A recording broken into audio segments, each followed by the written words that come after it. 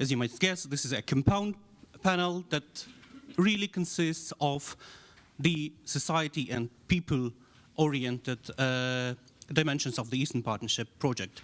And to start the panel with, I'd like to start with the good news, actually.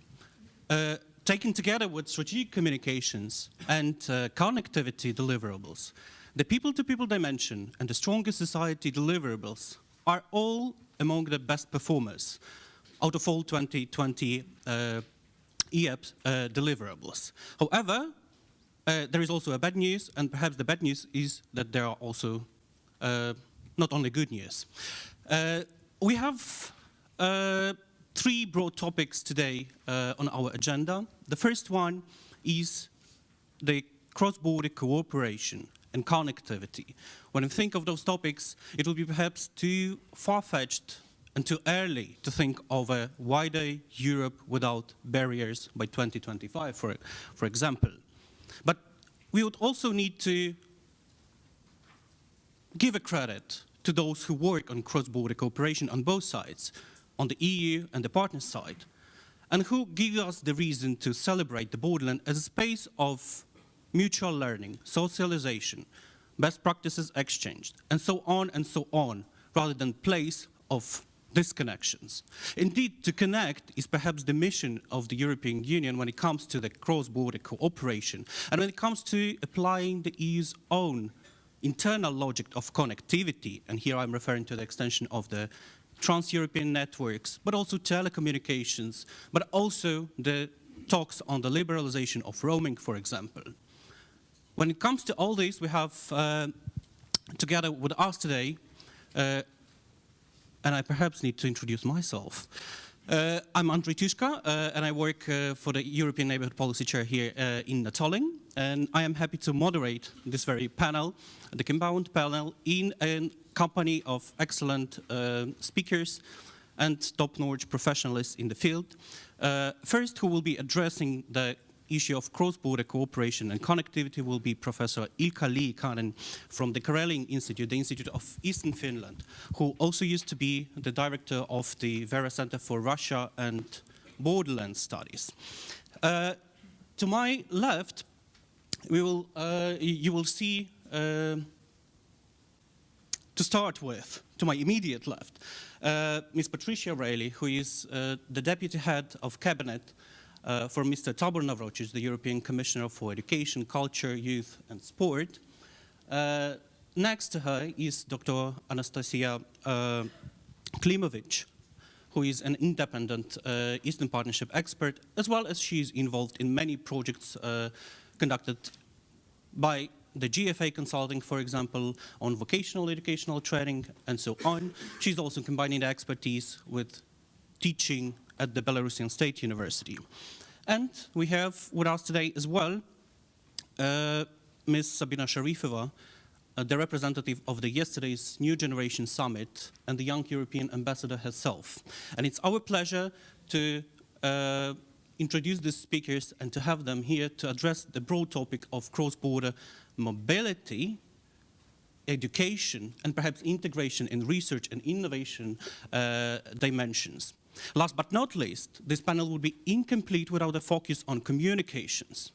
Not least because the European Union is putting a strong emphasis, since 2015 at least, on communicating its values, its mission, but also its policies to the European neighborhood. Still, being the #1 donor in the region, together with the member states, the European Union is not recognized as such, perhaps, in the area. And there is a lot of lack in awareness, but also familiarity and understanding of what the EU's policies in the region are. The EU has stepped up an effort, of course, in boosting its strategic communications by setting up a specific task force at around 2015, but also trying to speak the partners' languages, as you would learn from the EU delegation websites, to the countries in the region. But it is also the same time, at around the same time, 2015, for example, when we found ourselves, both the European Union and its partners, in the age of disruption to politics, society, with rising anxiety as well as the perceptions of threat, otherness, and so on.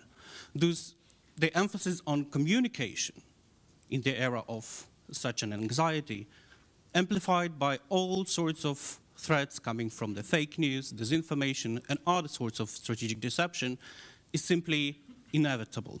And we are pleased to have here today with us Mr. Silvio Gonzato, who is the Director of Interinstitutional Relations, Policy Coordination, and Public Diplomacy at the European External Action Service.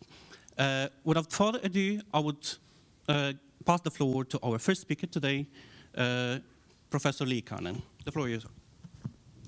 Thank you, Andriy, and thank you for the kind invitation. I'm very happy to share this event with you. Let me start by saying a couple of words on my maybe a bit exceptional angle to the issue. I will be looking at European neighborhood policies, Eastern Partnership Program, as frames, political frames for people-to-people cooperation.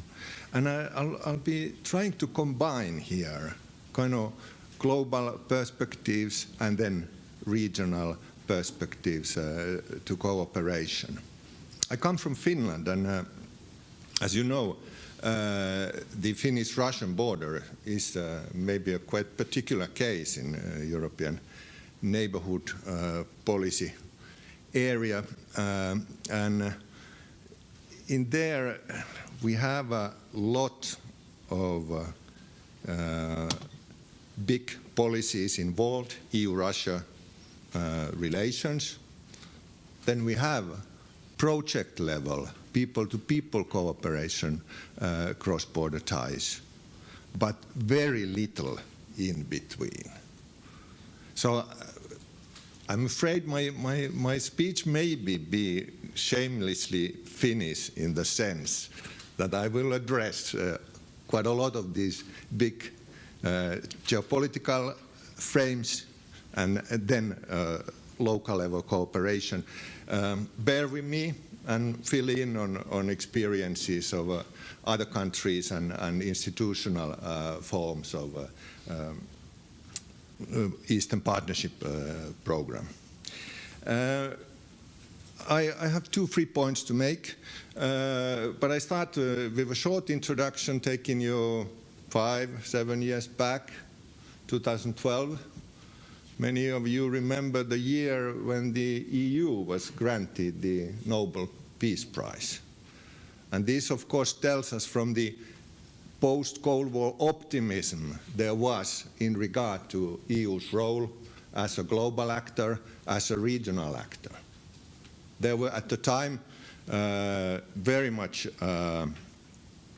EU's role in international relations was merited with, you could say, highly positive self-esteem, but also very optimistic scholarly comments. In Commission rhetorics, ideas, notions like EU as a peace project, EU as the force for good in the world, and so on, were quite common. And in academic literature, the EU was described as the new kind of international actor, and an actor that has left behind the Cold War heritage of politics of militarized territorial integrity and basing its policies on soft power cooperation. And there was a strong link between these two levels, these two ideas. Global, promoting a new type of global order, international order, sometimes called post-Westphalian order in academic literature, and regional level cooperation, regional level cross-border regionalization, peaceful cross-border regionalization, creating new areas of shared policies.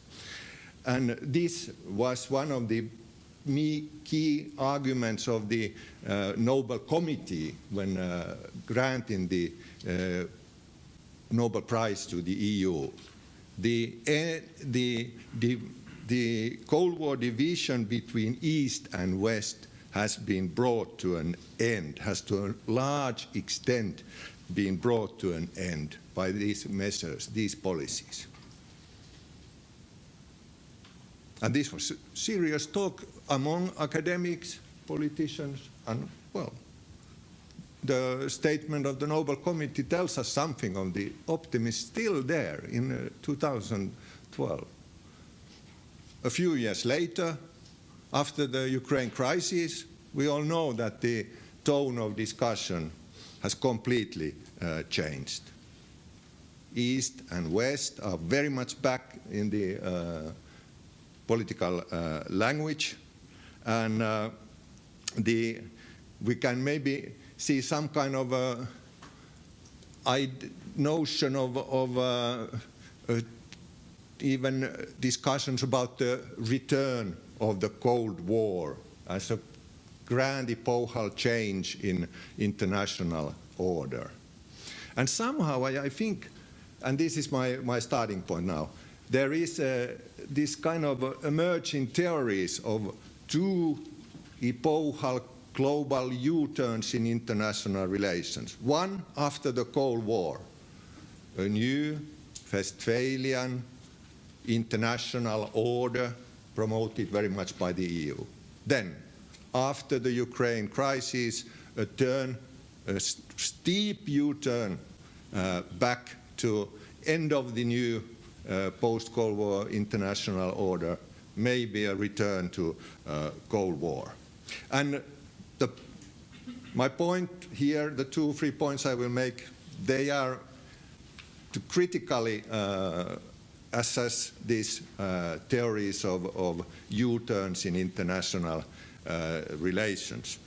I start with looking at the formation of EU policies of external relations, which, as you know, happened in very close connection to policies of regional cooperation and cross-border cooperation. In there, we can never not speak at all of a U-turn to a new kind of international order where the EU would have played a major role when the Cold War ended. We all know the EU, or that day European community, didn't even have a mandate in international relations. And the policies, the new notions EU has brought forth about regional cooperation, cross-border regionalization, new type of conceptions of sovereignty. This all happened very slowly and gradually during the 90s. It's a long and winding road to the ideas of neighborhood policy, wider Europe document, 2003, 2004. Before that, very gradual steps. I just mentioned here the key concepts of the first Interreg programs, where these ideas were elaborated. The first Interreg program, inter-regional cooperation. So bilateral cooperation between border regions. Then when we come to Interreg 2 program, cross-border cooperation becomes the absolute key concept in there. Cross-border, bringing the states in. And a new level of cooperation where shared or pooled ideas of shared sovereignty are elaborated.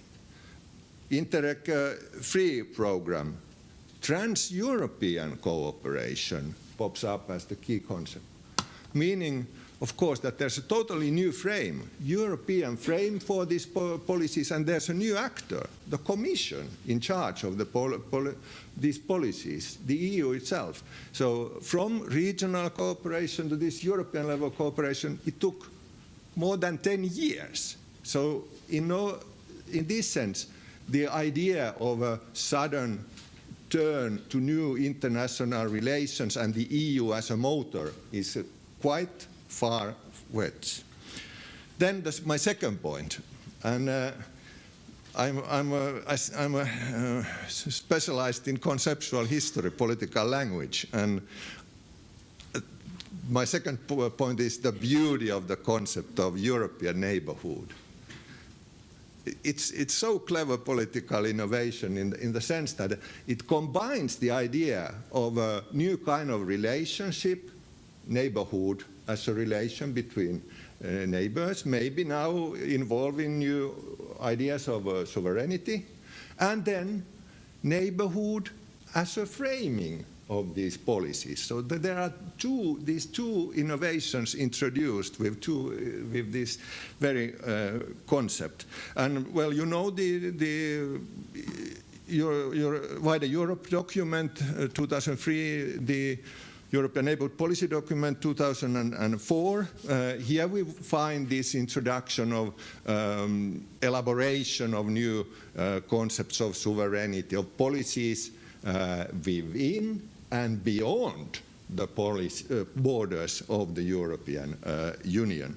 And coming from Finland, I just say that these notions were very important for regional level cooperation in the Finnish-Russian case, because they gave us a frame for future which kind of carried us further than the immediate power relations and the quite authoritarian rule on the Russian side. My third point is then looking at European neighbourhood policy and Eastern Partnership in practice. And I think here too, it's not a one-way street to new kind of policies, post-Westphalian policies. There are all the time questions of more traditional and competing conceptualizations of more traditional foreign policy approaches. There are in the case of Eastern Partnership, bringing in the concepts of East and West, a different kind of approach to target countries, and so on. These are questions to discuss, but the point here is just that in no way the European neighbourhood policy formed a finalized post-Westphalian project when the Ukrainian crisis took place. So just to sum up, the momentum, the search for momentum we have here is not a choice between two alternatives of returning to Cold War policies or the avant-garde EU neighbourhood policy frame. This has not been completed. It's still an open process, and I think this is the momentum we should look at when we consider people-to-people cooperation today.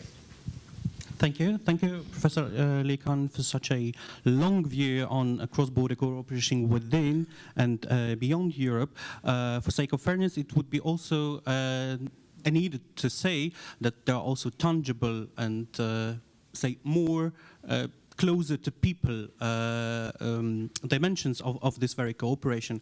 And when I think of those, I would immediately think of, for example, twinning projects that are quite successfully developing in Ukraine, Azerbaijan, for example, followed by Georgia, Moldova, and Armenia.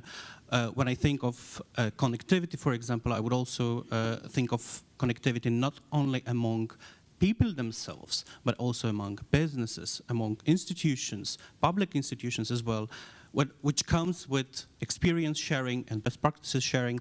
And this is where we would also want to bring our next panelist in to shed more light on the achievements as well as the challenges as are seen in the Brussels as regards the people-to-people mobility and educational mobility, first of all. And I invite Ms. Reilly to give her speech. Okay, thank you very much. And firstly, thank you for the invitation. I'm really delighted to be here, particularly because I lived in Poland for 4 years, many years ago. So it's a real pleasure to be back. One of the panelists in the first session talked about this being a birthday party, and I quite like the idea of it being a birthday party. I remember being at a birthday party of a friend of mine's son when he was 10, and she joked, but she was half serious, saying it's a miracle that he has survived this long. You know, he's had so many minor childhood illnesses and accidents and so on. And he's now close to 20, and he's a very strong, ambitious, and I think going to be a very successful young man. And I like to see the trajectory having parallels here today. I'd like to focus, as you say, a little on the achievements that we've made. Indeed, there are still many challenges, both in Europe as a whole in terms of the neighbourhood, but also within the member states. So I think someone else made the point about not being arrogant and not being sort of in any way patronising towards our partners in the Eastern Partnership. And I think that's very important because we need to reflect inwards a little as well on our own challenges. One of the things that resonated from the first panel was the word trust for me, and another word that really resonated was youth, and I'm not going to take too much time because I want to hear from the young people myself. But for me that was very heartening because we're coming towards the end of the current Juncker Commission, a political commission, which he has made clear from the very beginning. And right at the top of the agenda in the Juncker Commission are education and culture. They're not areas where we have legislative powers, as you know, but I think the understanding has really matured in terms of the EU being more than just an economic project. It's not just a transactional project. It's about values, it's about trust, it's about common cultural ties. And for that reason, education is at the very top of the European Pillar of Social Rights. Commissioner Navracsics has introduced and developed this idea of the European Education Area, where we've got a universities initiative to build truly European universities. We're working very hard on mutual recognition and making that a reality because we still have challenges there. And on graduate tracking so that we can help to ensure that we're supporting member states and our partners elsewhere in helping to have graduates who are graduating with the skills that they need, because that's a very fast evolving area. And all of this gives a lot of direction to our cooperation with the Eastern Partnership. The 6 countries are participating really enthusiastically in the Erasmus Plus programme, which is our main education programme. So far, 25,000 students and their teachers and academics have already been involved in Erasmus Plus mobilities back and forth between the EU and the Eastern Partnership countries. And I think several of the people who are recipients of that support are here in the room today, and I think that's wonderful. But it's about more than the really high achieving young people who manage to make it through the doors of this wonderful establishment. It's also about the normal youth on the ground. And I think the ambassador of the EU to Belarus made that point very strongly this morning, and I couldn't agree more with her. I think that that work that we support is incredibly important. In terms of youth, roughly 37,000 young people and youth workers have been supported so far through Erasmus Plus, and we aim by 2020 to have hit 60,000 in that part of the programme, which I think is really quite a big deal. We've got the European Eastern Partnership Youth Forum coming up in June in Vilnius, and we listen very carefully to what the youth are saying, and I would like to see more of what's coming out of those sort of discussions coming to the table for decision makers and policy makers. I'm going to mention the EU for Youth initiative, which was launched in 2017. That's primarily about societal engagement and also about skills, building skills. The most recent call for proposals will close, in fact, tomorrow, and it focuses on entrepreneurship for young people. Just this week, and for the last 3 weeks, there have been a group of 50 young people in Yerevan from disadvantaged backgrounds who are working together to build their skills in terms of the workplace. That's been supported by the EU for Youth programme. So those sort of grassroots projects that really focus on individuals, I think, can be massively powerful.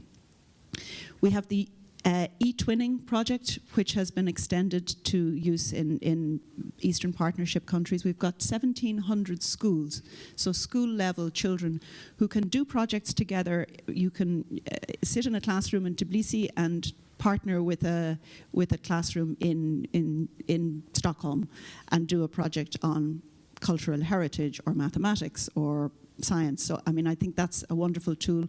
It doesn't cost a huge amount of money, and it's very powerful, and it's also a soft power in terms of helping each community understand the other. I'm not going to go on for much longer. I will mention the future in half a sentence. Mr. Danielson talked this morning about the Commission's ambitions for the future in terms of financing. My commissioner has made a proposal to double the Erasmus budget, and for him personally and also politically, the neighbourhood policy is highly important.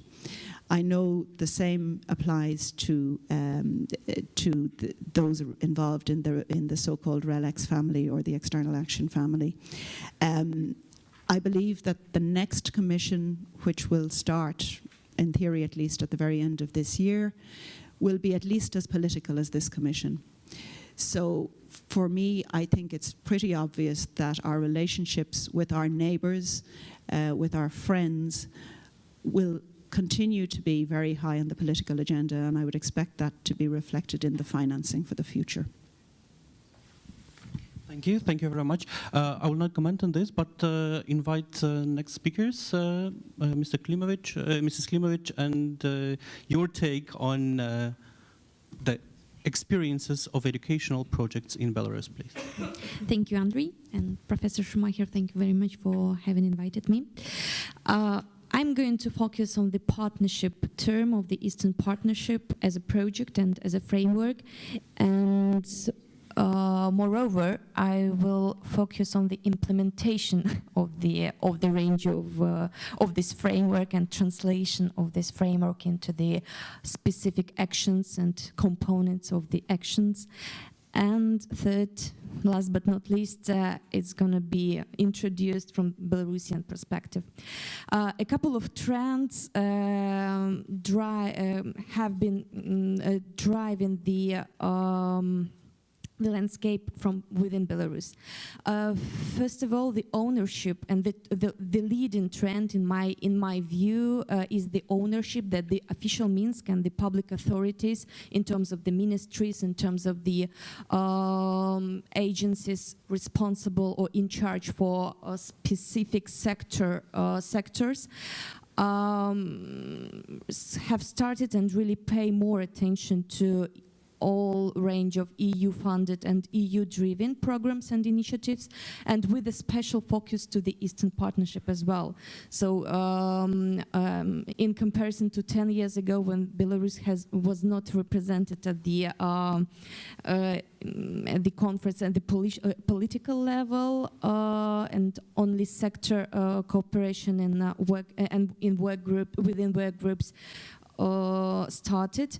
Now the trend is about the ownership, and the official Minsk and the ministries really taking ownership of the implementing and of the cooperation with the EU by means of the higher level and higher number of implemented projects, by means of closer people-to-people contacts, by means of being more committed at the level of the universities, at the level of the ministries, at the level of real actions. I have an insight in the education sector, which is a very conservative sector in every country. Formal education specifically, and formal higher education, and the VAT. And as we know that the EU has been a promoter of the VAT agenda, not only in the Eastern Partnership region, but all over the across the regions and its borderland. And the VAT and the skills and the outcome-driven learning, lifelong learning has all these terms have always entered in the focus of Europe 2020 and furthermore strategies, and obviously it is one of the central trends of the Eastern Partnership as well. For the for the 2030 deliverables, it's an outlining thing. And if we focus on the VAT sector and the higher education sector, again, EU being an agenda setter in Belarus as well as in Ukraine and all around the EEAS region, faces several pitfalls. Which are not due to political level, but which are due to the ownership and which are due to the term that is diplomatically explained as public mandate, but at the level of directors of the universities, at the level of the officials and functionaries of the ministers in charge for education policy, in charge for Bologna process, as an example, in charge for implementing VAT strategy, in charge of the designing and then integrating and then implementing the lifelong learning strategy in the country, etc., etc., etc.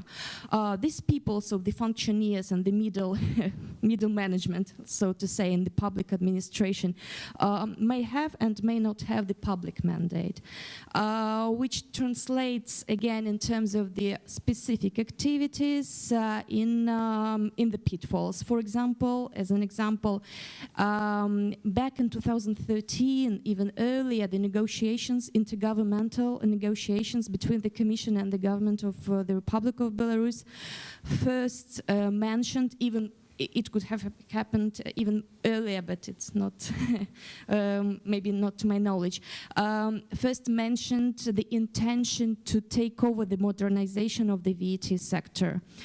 And only in 2017 or even by 2018, the fully fledged implementation of the initiative, it's a 5-year project, was actually launched and actually started being implemented in terms of specific actions. So it's there is a window of between the official political will, between the actual public mandate, and between the implementing stage. And public education is, again, I repeat, a conservative sphere in every country across the world, demonstrates this rigidness not to the acceptance of change that the EU and the acceptance of the agenda that the EU is a promoter of, but translated in most practical terms of how this vertical ensemble of the public administration and the ministerial landscape of the education policy will be interpreted at the political level. Again, being back to people as a broader area, not specifically focused on education. Back in 2009, 9, 10, 11, at the beginning of the Eastern Partnership, the civil society, national platform of the civil society within the Eastern Partnership Civil Society Forum launched. And Belarus there at this level again has a tricky image. Because the civil society that actually takes part in the range of work groups and the activities within the civil society platforms is somehow not having this public mandate in many spheres, but most importantly in the education, and that does not have this level of capacity in terms of the CSO foundations, think tanks as well. And I mean the capacity and the advocacy capacity to introduce and to promote specific policy changes and to sell them, so to say, to the ministries and to the authorities. So again, we have these parallel processes at the level of the civil society, which is not state-owned, non-state actors, because there is another side of the medal of the NGOs and civil society actors, which are state-owned by in reality, which are state-promoted and work under the patronage with this public mandate of the state. So it is changing, and the sector itself, CSO, which is people-to-people by its essence, has been changed, and the ownership of the state and the higher the raise in attention of the official Minsk is increasing, has been increased, which is a good thing, of course, and which is a pitfall at the level of democratic, those CSO that promote human rights protection and that work in terms of democratic governance promotion, those think tanks that maybe are more eager to advocate in certain kind of agenda, not a mainstream agenda for the official Minsk. So it's again, there are two parallel civil society worlds. One is a part of the national platform of the Eastern Partnership, and in its resolutions, it demonstrates maybe an alternative and a critical attitude to what's going on in certain sectors within the country. And the other parallel level, it's the publicly, the organizations and the projects, EU-funded projects implemented by public consulting consortia in the country that are having and that do have this public mandate. So as an example, I think the ownership and the mandate is something that is really a trend, and something is which in my view drives the development of people-to-people contacts.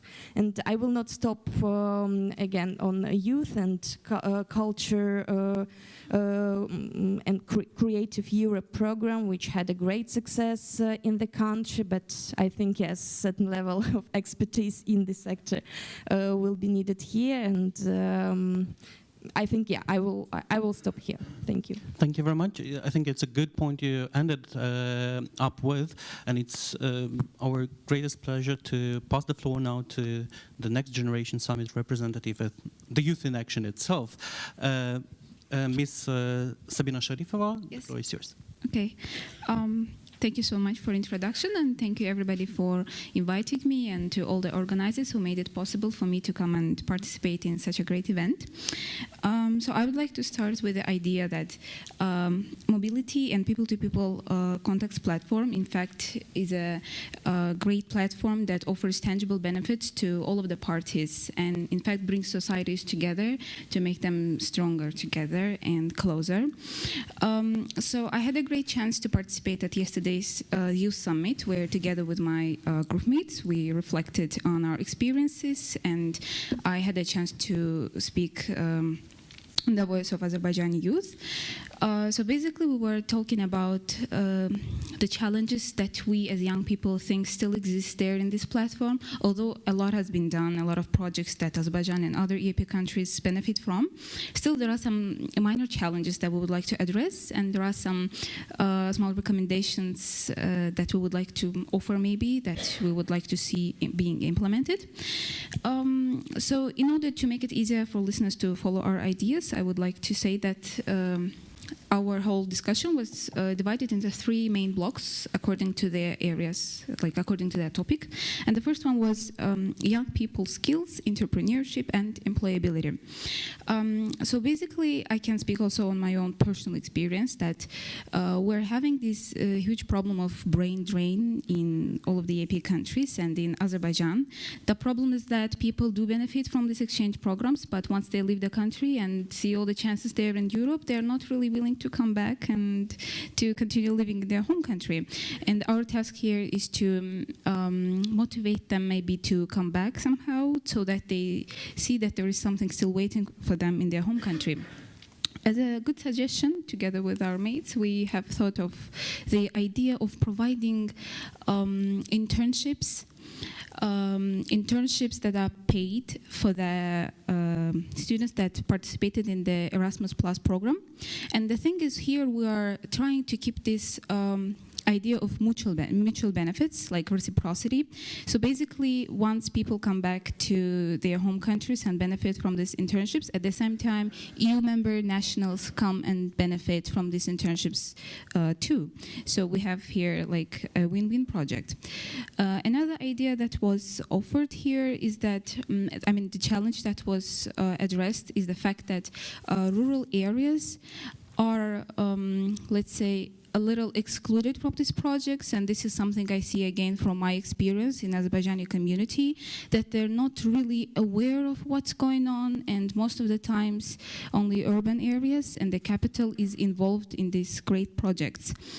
So the idea was maybe to the redefine projects that are going on so that to involve all these marginal areas, rural areas, maybe those who are disadvantaged. And another issue that I also brought up yesterday about Azerbaijan was that local enterprises, for some reason, they're reluctant to offer internships to students. So basically we finish our schools, we graduate, and then we end up in a difficult situation because no one really offers a place for an inexperienced person. That's why, as an idea, as an offer for that, we thought of maybe having a cooperation to support these VET projects going on, a cooperation between the private sector and educational sector so that we can guarantee that enough internships are provided for us, and that to be implemented in all the EAP countries, not only in Azerbaijan. The next let's say, area that we have discussed was mutual promotion of EAP and EU. So what we all discussed yesterday, we thought that EAP is not, let's say, really much promoted or reflected in EU curriculum and media. So maybe EU is not really informed a lot about what's going on EAP, although that's a partnership, so there is still a lack of this information. And what I told was that there in Azerbaijan, we have these European festivals and European weeks that are held annually by the EU delegation to Azerbaijan. And the Georgian mate also noted that the same is happening in Georgia, but not in the rest of the countries.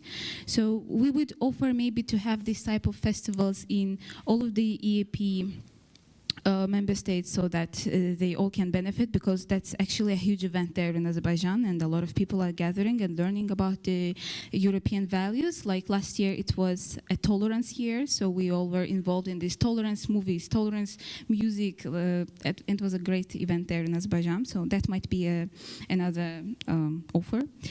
And the next thing is that we would like to talk about is establishing EU cultural institute in every EAP country that would serve as a platform for future coordination of initiatives that are dealing with cultural awareness and just all cultural initiatives. And finally, media should not be underestimated, of course. Maybe we thought that maybe investing more to the EU channels so that they would reflect more on the news and everything about EAP countries in like channels like EU Observer, EU Active, Euronews, etc. Maybe investing more would make them more interested to reflect on EAP countries. And the last area that we talked about yesterday was, of course, visa liberalization, facilitation, and the mobility itself. We totally understand that the rest three countries are, Armenia, Azerbaijan, and Belarus are still struggling to meet all the conditions, but the dialogues are on, the process is on. However, we do have some offers for those who already benefit from this visa-free regime, which is Moldova, Ukraine, and Georgia. So we thought that there is still a problem of this irregular immigration. So there is an offer about this irregular immigration and how to promote regular immigration. So maybe having special information campaigns for people about visa regularizations and rules would help in this regard, because indeed there are some people who are falling into irregular migrant category just because of low awareness of those rules. And as a good example, we have this special mobile app that works only in Georgia for them, that helps them track their travels, track their visa period and everything. That's called Schengen EU app. That might be a good idea to maybe develop this type of thing for the rest of the EAP countries. And the second thing here is to promote legal migration, maybe, because with the regulations that we do have now, people still tend to lie about their real purposes of travel and journey. So maybe talking more about what actually EU visa for 90 days offers you and what are your duties having this visa might be really helpful. Overall, it was a huge, a good experience for me to reflect, because I'm an insider, but with a lot of outsider experience. So I'm really happy that I have this chance to bring up all the problems that we're having all together and tackle them all together. And thank you for attention. Thank you very much. Thank you, Ms. Sharifova, for very many illuminating points that you brought up to the discussion. I particularly enjoyed the last one on developing the legal migration opportunities, and this comes as no surprise given the high numbers of refusals of entry to the EU for those who already enjoy the visa liberalization benefits and the visa-free travel benefits too. As the Frontex reports, at least. The point about enhancing the private sector and educational sectoral cooperation, I think it resonates well across all of the Eastern Partnership countries, including the EU member states themselves. And this is also something that links to the point made by Mrs. Reilly on youth employability and the problems of enhancing this, not only in light of enhancing the business and educational sectoral contacts, but also in light of a growing disinterest of youth in politics, for example, and how employ youth in politics, for example, and how also promote civic activism, after all. And perhaps referring to the points raised by Ms. Klimovich, I think that claiming the partnership and claiming the ownership is one of the ways to deal with these problems. But moving to our next speaker and next topic that indeed connects to the people-to-people dimension and to the dimension of enhancing the EU's soft power or public diplomacy in the neighborhood, I would like to invite to the floor Mr. Silvio Gonzato now to give his thoughts on what are the challenges of communicating Europe to the partners, perhaps beyond the fake news, which is sort of an external challenge, but are there any internal challenges as well? The floor is yours.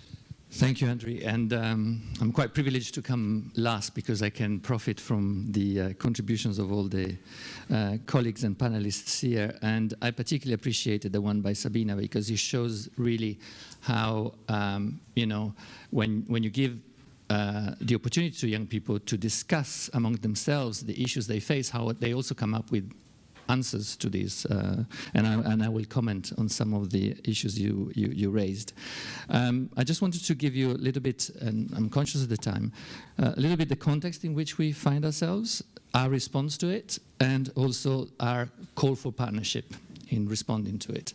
Now, you mentioned quite extensively at the beginning the challenges we face, which is not which are not peculiar to this region, the discrepancy between the role we play in these countries and the perception of our role in these countries, the lack of understanding of our policies, the lack of understanding of why we're there and what we're doing. And I have to say, and there I agree with you, there's too much emphasis these days on fake news, and I don't use fake news, I use disinformation as a way of, providing a justification for the situation we're in. I think the first thing we need to acknowledge is that for years we've been unable to communicate because, and that's typical of a bureaucracy, we focus too much on the input and the process, and we say very little about the outcome, the impact, what we do, the impact it has on people's lives.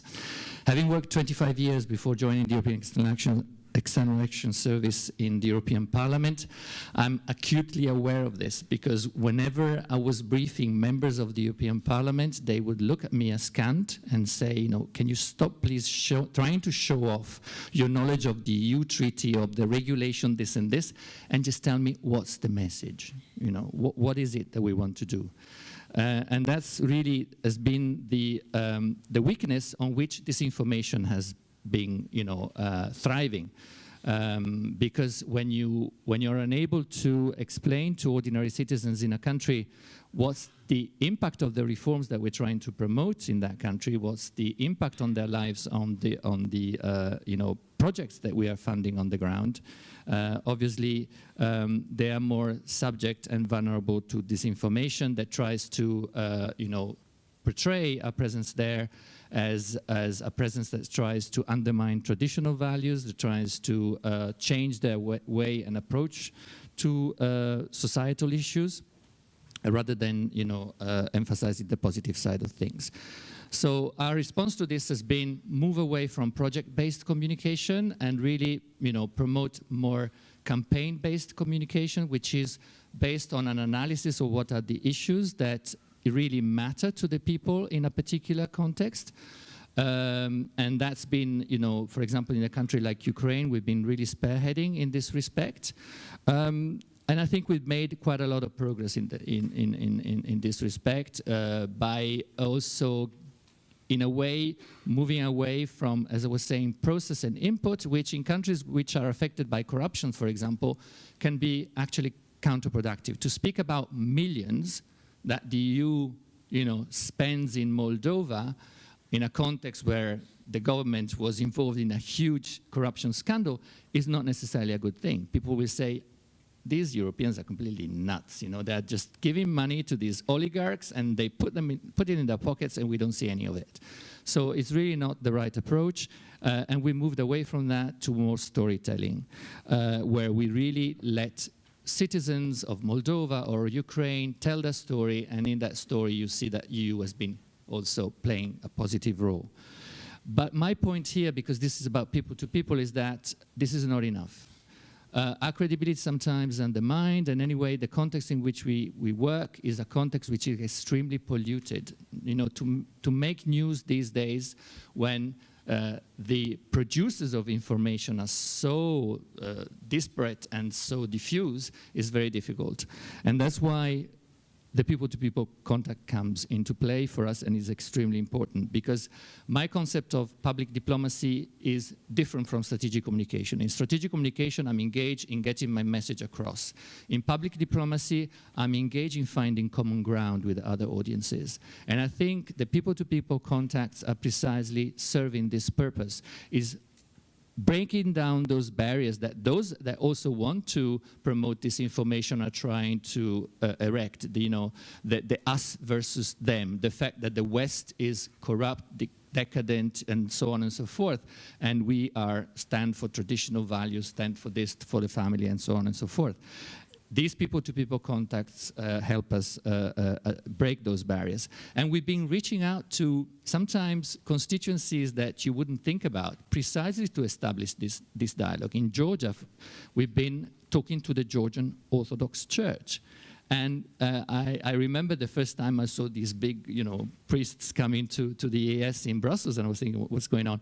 And then my people told me, no, we're having, a little meeting with them explaining that we're not about, pushing for, the EU is not about pedophilia or is not about, necessarily imposing gay marriage and that kind of stuff. We're about, the dignity of the human being, non-discrimination, and so on and so forth.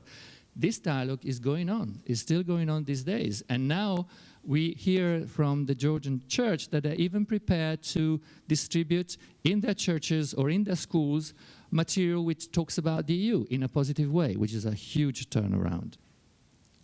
But Patricia was referring to the wealth of educational programs that DG EEAC is managing. And only the other day I was at DG EEAC discussing how we can work together on a new project, which is about virtual exchanges.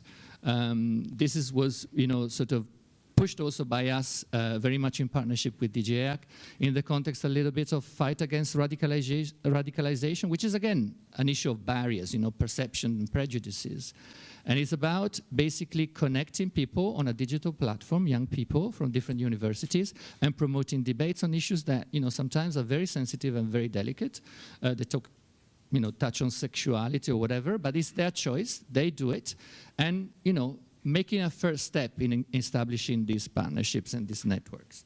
And I think you talked about numbers, 25,000 people. It's a huge resource in terms of, creating this dialogue, creating this opportunity for communicating about, not simply about Europe, but about the values we stand for and the issues we are fighting for, which I think is extremely effective in overcoming this information gap that we have. Let me just comment a couple of things that Sabina mentioned.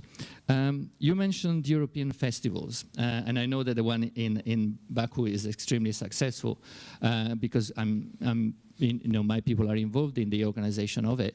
I think we should also have Eastern Partnership festivals in Europe. Is not a one-way process. And I think it really needs to be seen as a mutually enriching process, not just one where we showcase what Europe is about and we know nothing about the region that you stand for. You also talked about European Cultural Institutes. We already, with DG EEAC, incidentally, have launched a cooperation, a strong cooperation with EU national institutes for culture. No, obviously, these are national institutes for culture. And I think we should not try to artificially merge them into a European Institute for Culture, although there are already cases of institutes being in the same building, in third countries and showing that there's commonalities of purposes. But there's another project that, again, we do with DG EEAC is about European Houses of Culture, which we see more as virtual houses of culture. We're not building houses now, but we're starting with Ukraine, for example, and there are opportunities at festivals, at cultural festival or other cultural events, to go there together as Europe, and then show the unity in diversity, which I think is a very powerful message. And on media, I'll conclude by saying that this is one strand of work that we're very much engaged with NEAR, DG NEAR in the European Commission. And we really want to go beyond the traditional approach to strengthening independent media in the Eastern Partnership, which has been training. You can train people to death, but if the conditions in which they work do not allow them to do a professional job, then you're not doing enough. You're not going to be impactful. So we're now switching away from that, or continue that by complementing it with an analysis of what is the business environment in which they are operating and helping them create successful business, because media have to be business. They have to make money.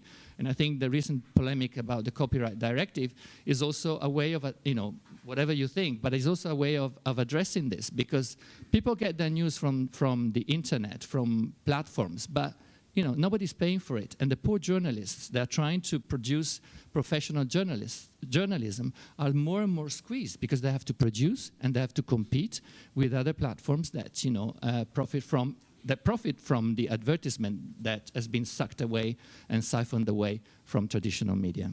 And I'll stop there. Thank you very much. Thank you particularly for this vivid story of what it takes to do public diplomacy in contrast to strategic communications.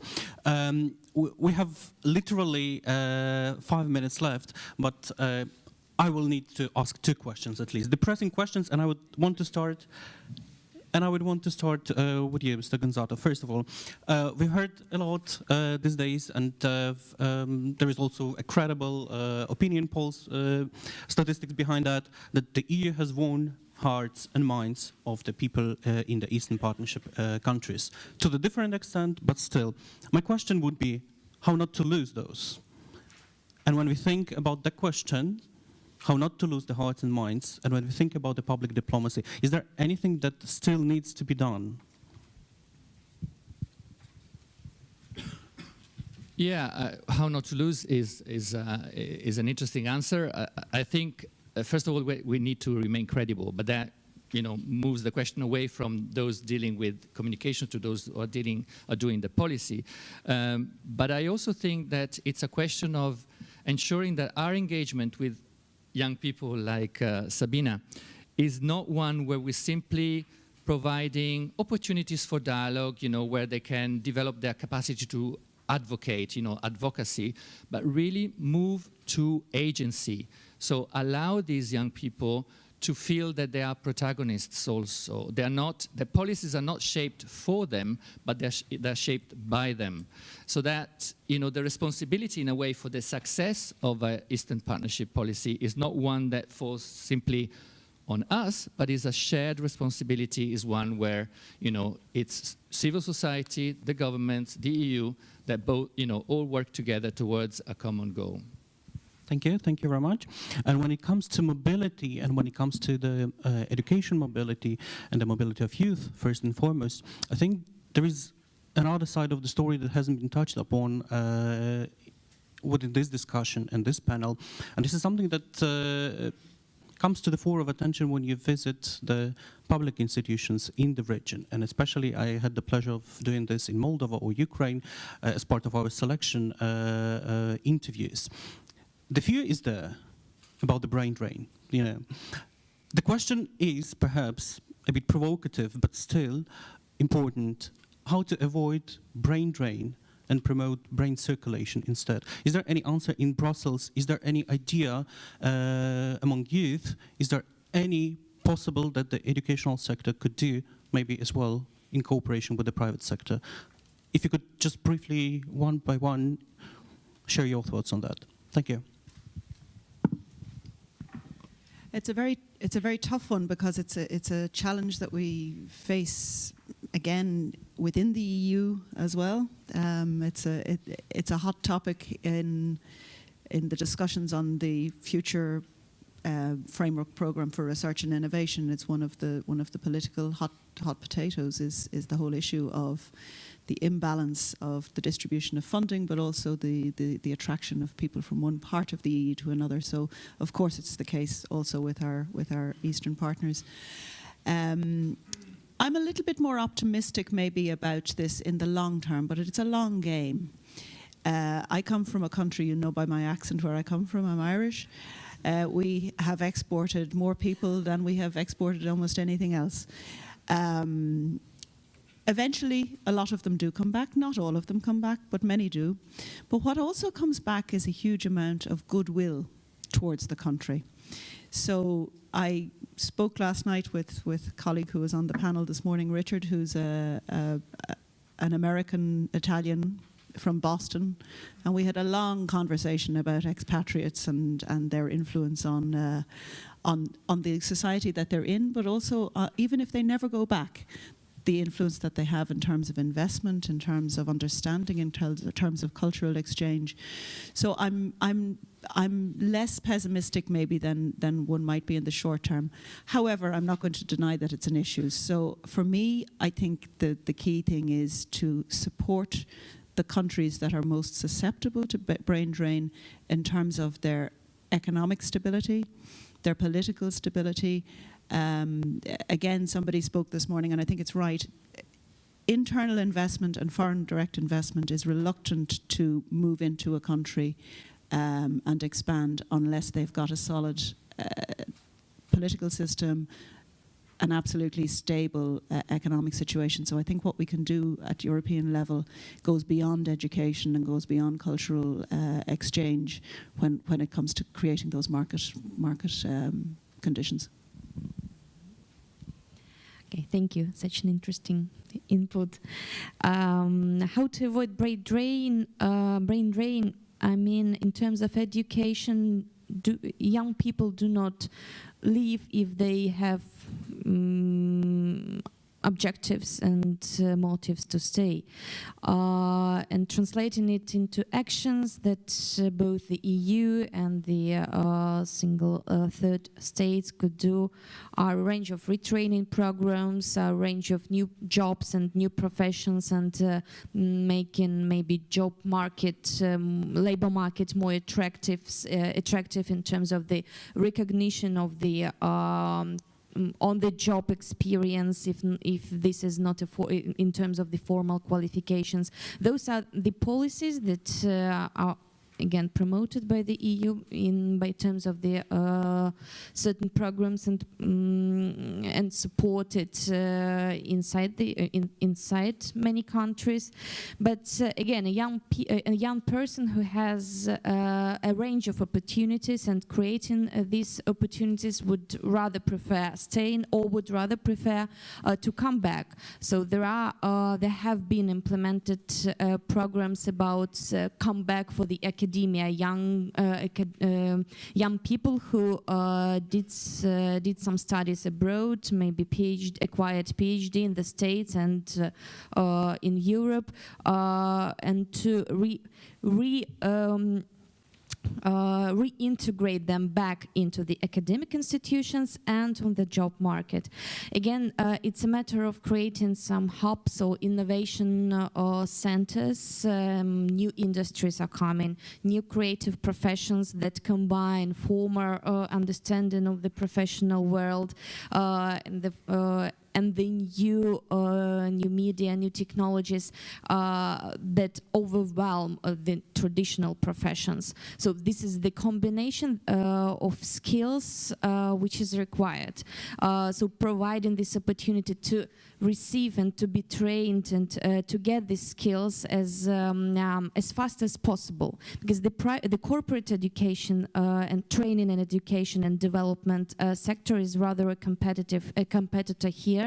And in Belarus, we have really universities being established by the private software companies with simple rationale to train people and to make them employed by them, because there is a lack of expertise in terms of the software development, as an example. So these are the and plus the promotion of young youth entrepreneurship, and here the EU has been very active inside Belarus and all over the EEAS countries, so promoting small, medium enterprises and youth entrepreneurship. I think these are the range of motives that will attract people back and not giving them and not letting them away. Thank you, and let's give the word to the youth representative. I have personally myself benefited from another program and another scholarship, which in fact has nothing to do with EU scholarship, but still I can reflect on that experience to say what actually motivated me to be back to my country and to continue live there and work for that society was that before going to that program and before establishing it, there was a strong development of the idea of a give back or pay back to your society. I think that's something that should be established before you go there, so that you already have this, like you have predefined mindset that you are supposed to be back and serve for your society. So as it was highly stressed before I went to the program, and as they encouraged us to be back and they have talked about leadership, they had sessions about how we can be back and be leaders of our society and can contribute, and they will be helping us in all this project and everything. That was actually what in fact motivated me personally. So this idea of give back. And second thing, after I was back finally in my country, I was amazed by how strong of alumni networking they have, because that's something keeps us here, because you see, well, these people are still staying here and doing great job here, and you share experience with those who, let's say, came back 5 years ago, and you see, well, in fact, they did have impact on society, and you're taking sample and you're staying and you're not willing to go back because you see you can just bring some new ideas here. So maybe the alumni communication development might help in this regard, at least to give us some inspiration to stay in our countries and not to leave. Because when you have this obligation in the program, like you have to be back and stay in your country for 2 years, that kind of doesn't work. That kind of lessens the attractiveness of the program, honestly. That sounds like restricting youth. So I'm speaking a youth perspective. But if you put there milder versions of controlling what you're doing, like it happens with us, you know, on a regular basis, they are taking reports, but they're done in such a mild and interesting way through a media, like show us what you're doing. They're giving us various challenges, like take photos of what you do together there. So that sounds fun, but at the same time, they keep track of what we do back home. So maybe developing these two ideas would be helpful. Thank you very much. I've been given a sign that we have time still for 2 to 3 brief questions. Please introduce yourself and make your statements or questions really short. We have one in the middle, one to the left. No more? Hello. So you hear me, right? So my name is Joseph Zamukashvili, and I'm from Georgia. I represent the Young European Ambassador Initiative from my country, and currently I'm studying master's degree at University of Glasgow. So as a follow-up of talk about how to improve EAPE relations, I want to ask several questions, very small ones, especially to Gonzato and Mr. Gonzato and Patricia Reilly.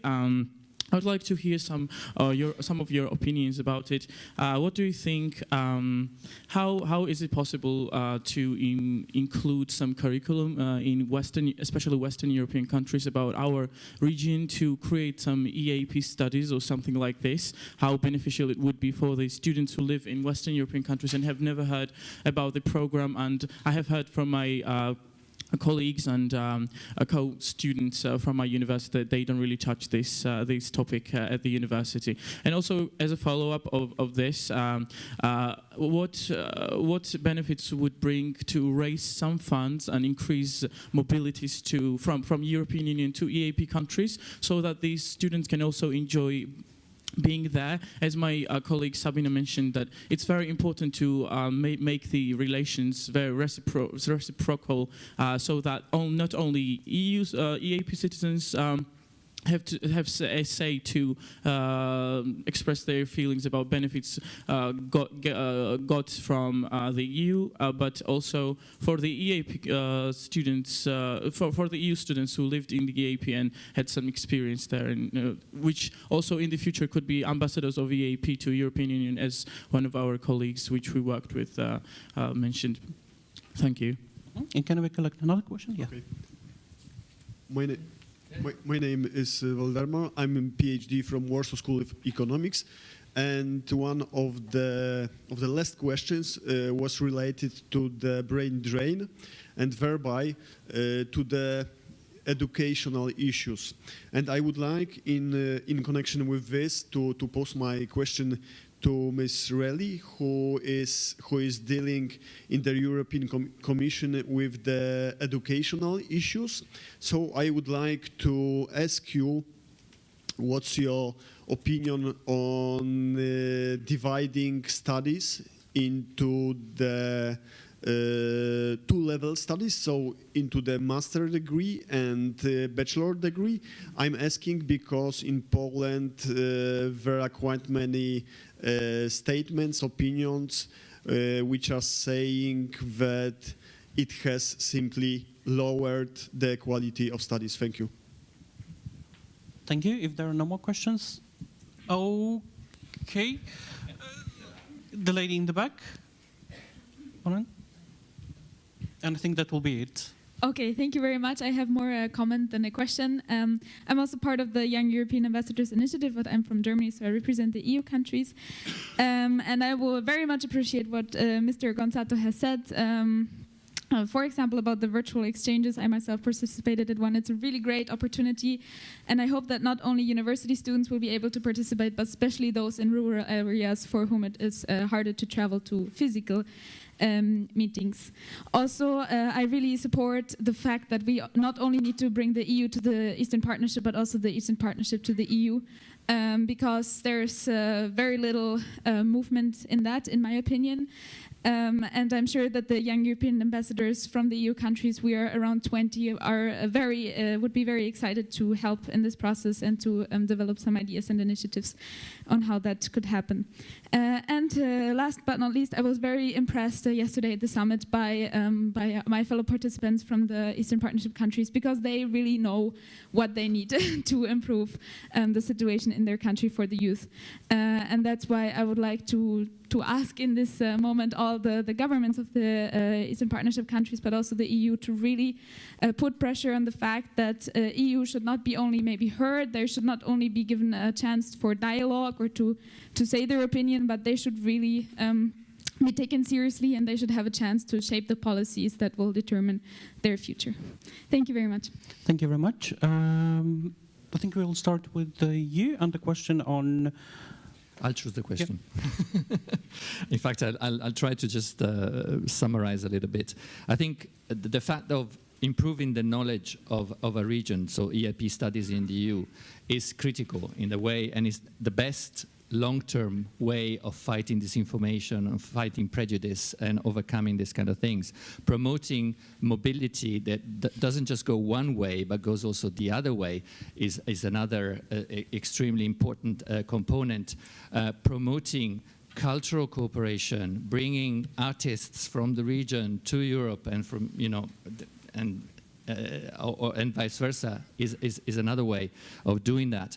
For example, for the Western Balkans, we're really trying to do that. Bring, Western journalists to the Western Balkans, promote mobility also in that way, because the message that, at least my boss, Federica Morini, has been putting forward is that the Western Balkans don't have a European perspective. They are Europe. And also, we're talking about Eastern Partnership, but these are also European countries. So we have to overcome this kind of prejudice. And when it comes to brain drain, I just wanted to say one thing. It shows that you can't just do mobility for the sake of mobility. It has to be part of a package. It has to be an opportunity to go, get an experience, but when you come back, you have a structure that provides startup opportunities, that provides you private-public partnerships that give you a work experience, and so on and so forth. You can't do it in a void. It's the same thing as I was trying to say about training journalists. And on virtual exchanges, the purpose is precisely this. Erasmus is still an elitist experience.